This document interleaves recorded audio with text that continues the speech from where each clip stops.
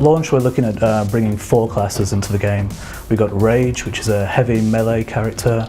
We've got Assassin, which is a much faster melee character with a lot of dynamic movement skills. We've got Energizer, which is kind of our healer, but with a twist.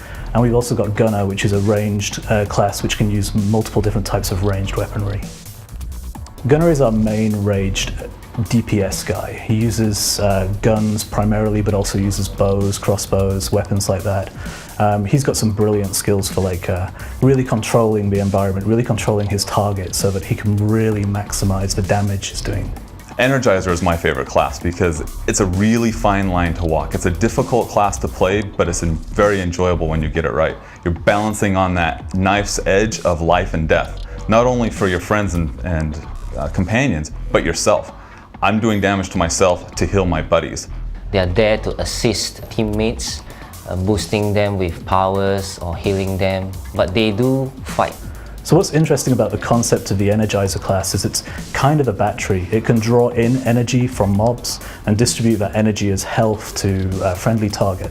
Rage, they are more like a kind of a big, bulky, muscular people, classes which they carry big swords, with big armors. With Rage, what we've got is our Barbarian class, effectively. He's a real heavy hitter. He uses two-handed weaponry. All his swings, they can hit multiple targets at the same time, so there's a lot of AoE skills, and it's also really got some really beefy-looking, sort of oversized weaponry. Assassins are our stealthy class. They would be the ones that hide in the shadows that come from nowhere. One of the key things about that class as well is mobility, the ability to get to targets quickly, almost teleport to targets to begin attacks. They can also stealth. It's the only class in the game that has stealth and can attack coming out of stealth as well. So in designing these classes, we really wanted players that choose one of these 4 classes to really work together, and we designed them in such a way that they really complement each other. We're not as fixed as some other MMOs. We don't really have just a tank. We don't really have just a healer. We've really softened that down for this game. And it allows everybody to be involved in combat.